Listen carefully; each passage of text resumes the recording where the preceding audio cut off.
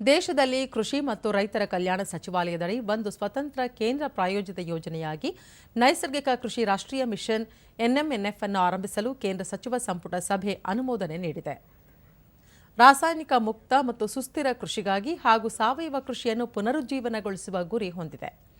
ರೈತರಿಗೆ ಅನುಕೂಲವಾಗುವ ನಿಟ್ಟಿನಲ್ಲಿ ಒಟ್ಟು 2,481 ಕೋಟಿ ರೂಪಾಯಿ ವೆಚ್ಚದಲ್ಲಿ ಮಿಷನ್ ಆರಂಭಿಸಲಾಗಿದ್ದು, ದೇಶದ 1 ಕೋಟಿ ರೈತರು ನೈಸರ್ಗಿಕ ಕೃಷಿ ರಾಷ್ಟ್ರೀಯ ಮಿಷನ್ನಡಿ ಒಳಪಡುತ್ತಾರೆ.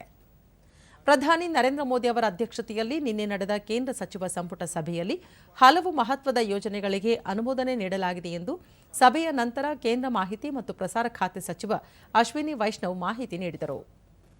ಆದಾಯ ತೆರಿಗೆ ಇಲಾಖೆಯ ಪ್ಯಾನ್ 2.0 ಯೋಜನೆಗೆ ಸಚಿವ ಸಂಪುಟ ಅನುಮೋದನೆ ನೀಡಿದೆ. ಇದು ತೆರಿಗೆದಾರರ ನೋಂದಣಿ ಸೇವೆಗಳ ತಂತ್ರಜ್ಞಾನ ಆಧಾರಿತ ರೂಪಾಂತರವನ್ನು ಸಕ್ರಿಯಗೊಳಿಸುತ್ತದೆ ಎಂದು ತಿಳಿಸಿದರು.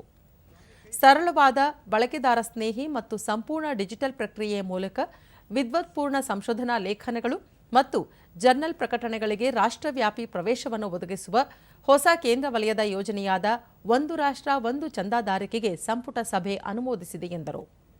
ಒಟ್ಟು 7,927 ಕೋಟಿ ರೂಪಾಯಿ ವೆಚ್ಚದಲ್ಲಿ ಭಾರತೀಯ ರೈಲ್ವೆಯಲ್ಲಿ 3 ಮಲ್ಟಿ ಟ್ರ್ಯಾಕಿಂಗ್ ಯೋಜನೆಗಳು ಮತ್ತು ಅರುಣಾಚಲ ಪ್ರದೇಶದ ಶಿಯೋಮಿ ಜಿಲ್ಲೆಯಲ್ಲಿ 240 ಮೆಗಾವ್ಯಾಟ್ ಹಿಯೋ ಜಲವಿದ್ಯುತ್ ಯೋಜನೆಗೆ ಸಂಪುಟ ಅನುಮೋದಿಸಿದೆ ಎಂದು ತಿಳಿಸಿದರು.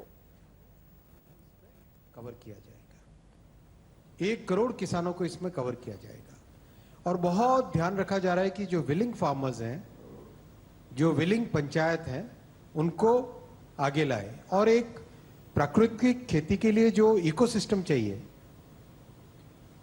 वो इकोसिस्टम पूरा तैयार हो जाए, वैसी व्यवस्था इसमें मिशन में की जा रही है. ग्रीन एनर्जी के लिए प्रधानमंत्री श्री नरेंद्र मोदी जी ने बहुत बड़ा टारगेट लिया है 500 गीगावाट का. तो आपने देखा किस तरह से सोलर में रिकॉर्ड की संख्या में नए पावर प्लांट्स लग रहे हैं, किस तरह से विंड में नए पावर प्लांट्स लग रहे हैं. ऑफशोर विंड का भी हाल ही में 3 महीने पहले अप्रूव हुआ पहला प्रोजेक्ट. आज 2 बहुत बड़े प्रोजेक्ट अप्रूव हुए हैं. पहला प्रोजेक्ट है हियो हाइड्रो इलेक्ट्रिक प्रोजेक्ट है अरुणाचल प्रदेश में 240 मेगावाट का. ये run of the river project है और यारजेप रिवर है उसके ऊपर ये बनाया जाएगा शियोमी डिस्ट्रिक्ट में.